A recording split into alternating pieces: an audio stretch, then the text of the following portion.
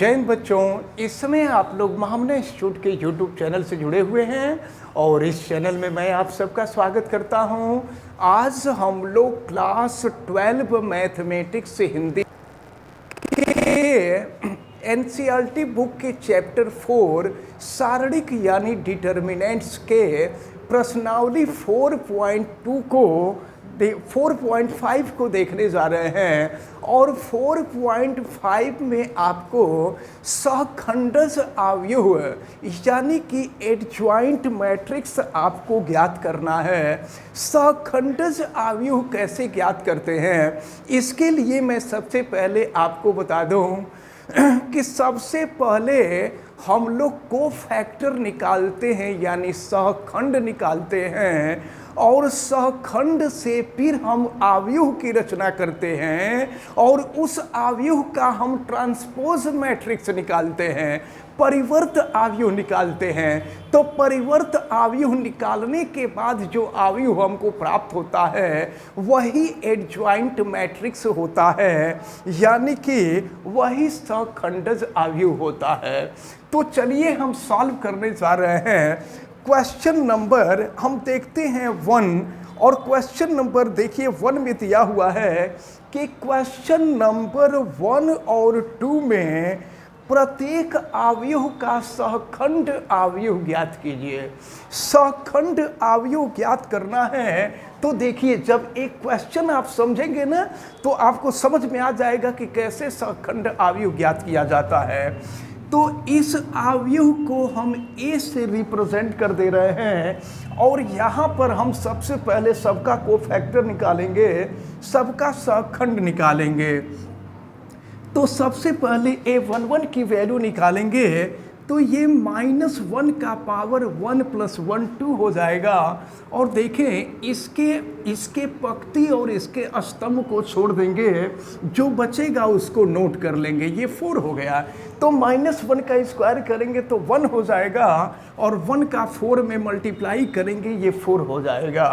अब इसके बाद हम लोग a12 की वैल्यू निकालते हैं, यानी 2 वाले का कोफैक्टर सहखंड निकालते हैं। तो अब यहाँ पर -1 का पावर 1 + 2 3 हो जाएगा। और फिर देखें इसके स्तंभ और इसके पंक्ति को छोड़ देंगे, बचेगा यहाँ 3 और फिर सॉल्व करेंगे, -1 का क्यूब करेंगे तो माइनस हो जाएगा, यानी ये वैल्यू मिल जाएगी आपको -3। अब इसके बाद हम लोग a21 यानी 3 का हम लोग को फैक्टर निकालेंगे तो -1 का पावर 2 + 1 3 हो जाएगा। और फिर 3 वाले पंक्ति और स्तंभ को छोड़ देंगे तो ये 2 हो जाएगा और -1 का क्यूब करेंगे तो माइनस हो जाएगा और ये हो गया -2। अब इसके बाद हम लोग ये जो 4 का है यानी हम a22 के लिए निकालेंगे तो ये हो जाएगा -1 का पावर 2 + 2 यानी ये हो जाएगा 4। और फिर देखें 4 वाले स्तंभ और पंक्ति को छोड़ देंगे तो यहाँ पे मिलेगा 1, यानी ये हो गया आपका 1। अब जानते हैं, देखिए अब अगला स्टेप क्या होगा। यहाँ तो हम लोग को फैक्टर निकाल लिए, सहखंड निकाल लिए। अब हम यहाँ से एक अवयव का निर्माण करेंगे। हम मान लेते हैं कि यह है अवयव B। अब देखिए B की वैल्यू कैसे फाइंड होती है, सबको नोट करते हैं। तो 4 और ये है -3, ये -2 और ये है 1। तो अब ये जो है सहखंड से एक अवयव प्राप्त हुआ है। अब हम लोग इस अवयव का परिवर्त अवयव निकाल देंगे तो वही एडजॉइंट यानी सहखंड अवयव होगा। तो देखिए सहखंड अवयव को हम एडजॉइंट A यानी A का सहखंडज अवयव, और याद रखे रहिएगा एडजॉइंट को हमेशा स्मॉल a से शुरू किया जाता है, कैपिटल A से नहीं शुरू किया जाता है। तो अब एडजॉइंट ए की जो वैल्यू होती है वो बी डैश होती है, और बी डैश का मतलब बी का परिवर्त अवयव, तो बी का परिवर्त अवयव निकाल लेंगे। और आपको पता है कि परिवर्त अवयव निकालने के लिए स्तंभ को पंक्ति में और फिर पंक्ति को स्तंभ में कन्वर्ट कर देते हैं। तो ये हो जाएगा 4 - 2 - 3 1। तो ये जो क्वेश्चन नंबर 1 था, ये क्वेश्चन नंबर 1 का सलूशन निकला। अब इसके बाद हम लोग क्वेश्चन नंबर 2 को देखेंगे। तो देखते हैं फिर। अब हम लोग क्वेश्चन नंबर 2 को सॉल्व करेंगे। क्वेश्चन नंबर 2 में भी हम लोगों को सखंडज अवयव ही ज्ञात करना है, यानी कि एडजॉइंट मैट्रिक्स ज्ञात करना है। तो यहाँ भी सबसे पहला जो काम होगा, हम लोगों को कोफैक्टर ज्ञात करना होगा। चलिए कोफैक्टर ज्ञात करते हैं A11 पहले वाले एलिमेंट के लिए। हम कोफैक्टर निकालते हैं तो फिर देखें क्या हो जाएगा, -1 का पावर 1 + 1 2 हो जाएगा। और फिर देखें 1 वाले पंक्ति और 1 वाले स्तंभ को छोड़ देंगे। अब बचेगा आपके पास 3 5 0 1। तो फिर इसको सॉल्व कर देंगे। 3 × 1 3 हो जाएगा और -0 × 5 0 हो जाएगा। तो देखिए यहाँ -1 का स्क्वायर कर देंगे तो 1 हो जाएगा, और 1 का यहाँ 3 में मल्टीप्लाई कर देंगे फिर 3 हो जाएगा। इसके बाद दूसरे एलिमेंट का हम निकालते हैं। तो दूसरे एलिमेंट के लिए A12 -1 का पावर 1 + 2, यानी ये हो जाएगा 3। और फिर देखिए -1 के लिए हम सॉल्व करते हैं तो -1 वाले स्तंभ और -1 वाले कॉलम को छोड़ेंगे, फिर बचेगा आपके पास 2 5 - 2 1। तो 2 का 1 में मल्टीप्लाई करेंगे 2 हो जाएगा, और ये फिर इसका मल्टीप्लाई करेंगे तो ये +10 हो जाएगा। और फिर देखें 10 + 2 12 हो जाएगा, और ये माइनस है तो फिर ये हो जाएगा -12।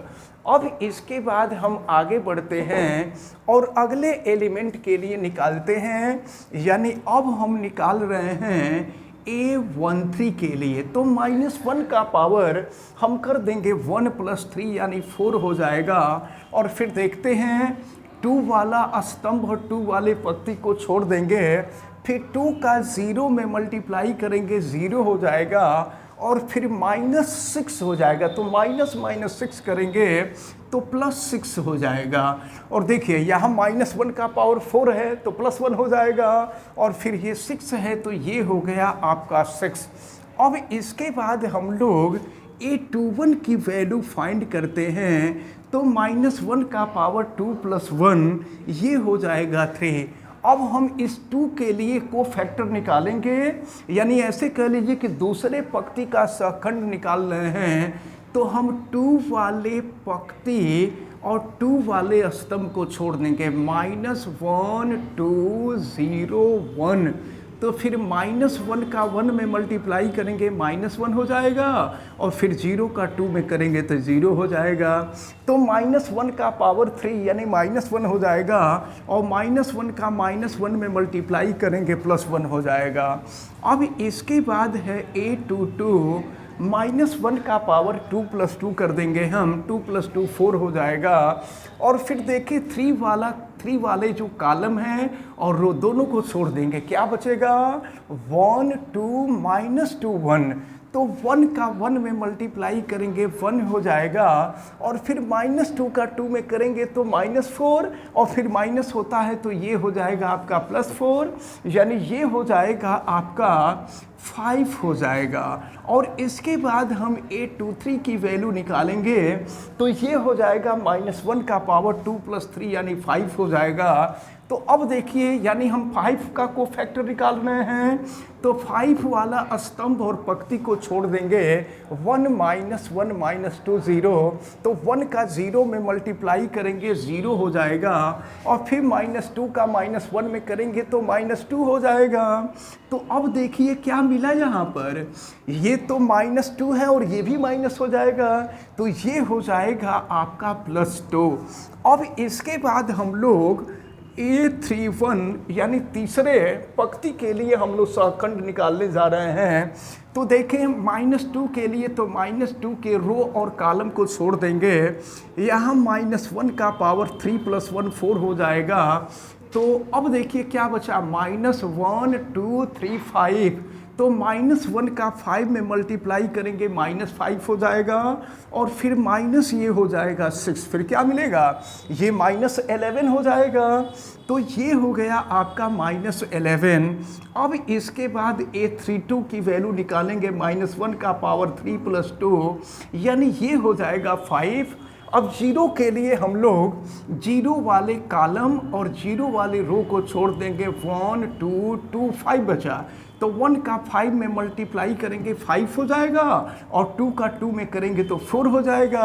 तो 5 - 4 1 होता है, और यहाँ माइनस है, तो फिर ये हो जाएगा आपका 5 - 4 तो 1 होगा, और ये माइनस है तो ये हो जाएगा -1। अब इसके बाद हम A33 की वैल्यू निकालेंगे। -1 का पावर 3 + 3 6 हो जाएगा। अब 1 वाले कॉलम और 1 वाले रो को हम छोड़ देंगे, तो फिर 1 - 1 2 3 बचेगा। तो 1 का 3 में मल्टीप्लाई करेंगे 3 हो जाएगा, और फिर 2 का -1 में मल्टीप्लाई करेंगे तो हो जाएगा -2, यानी ये हो जाएगा +2। तो ये हो जाएगा 5, क्योंकि -1 का पावर 6 करेंगे तो ये +1 हो जाएगा। अब हम यहाँ से अवयव B निकालेंगे। ये इनमें जो कोफैक्टर निकालना है यही थोड़ा सा बड़ा काम है, थोड़ा सा ज़्यादा टाइम लगने वाला है। तो अब देखिए क्या हुआ, ये 3 हो गया, -12 हो गया, 6 हो गया, 1 हुआ, ये 5 हुआ, ये 2 हुआ, -11 हुआ, -1 हुआ, और ये 5 हो गया। ये तो B निकला ना। अब हम लोगों को एडजॉइंट A निकालना है। तो ADJ ऐसे शॉर्ट में लिखते हैं इसको, एडजॉइंट A यानी सहखंडज अवयव। तो A का सहखंडज अवयव ज्ञात करने के लिए हम B का परिवर्त अवयव निकाल लेते हैं। तो B का परिवर्त अवयव यानी ट्रांसपोज मैट्रिक्स देखिए क्या मिलेगा, ये हो गया 3 1 -11, ये हो गया -12 5, और फिर हो जाएगा -1, और ये हो जाएगा 6 2 5। तो इस प्रकार ये क्वेश्चन नंबर 2 का आंसर मिला हम लोगों को, यानी क्वेश्चन नंबर 2 सॉल्व होता है। अब इसके बाद अगर हम लोग क्वेश्चन नंबर 3 पे चले हैं, तो क्वेश्चन नंबर 3 में देखें, यहाँ पर सत्यापित करना है तो हम लोगों को एडजॉइंट मैट्रिक्स भी निकालना होगा, और एडजॉइंट मैट्रिक्स के साथ हमको A का में मल्टीप्लिकेशन करना होगा। यानी क्वेश्चन 3 और 4 को सॉल्व करने का एक मेथड होगा, 1 और 2 को सॉल्व करने का एक मेथड था, 3 और 4 को सॉल्व करने का दूसरा मेथड है।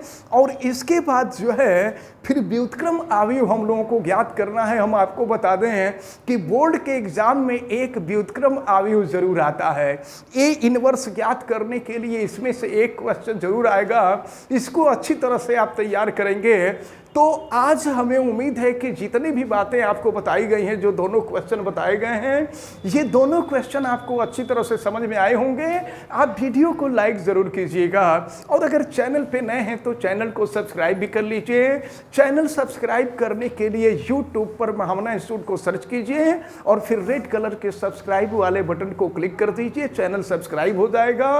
अब आप इस वीडियो को मैक्सिमम स्टूडेंट तक शेयर भी कीजिएगा, ताकि मैक्सिमम स्टूडेंट इसको अच्छी तरह से समझ सकें। और अगर किसी प्रकार की कोई दिक्कत समझ में आती है तो आप हमें कमेंट करके ज़रूर बतावें, और आप बेल आइकन को भी प्रेस करें तथा उसको ऑल पे कर दें, ताकि प्रतिदिन पढ़ने वाले वीडियो की सूचना आपको मिलती रहे। आप सभी लोगों का बहुत बहुत धन्यवाद। जय हिंद।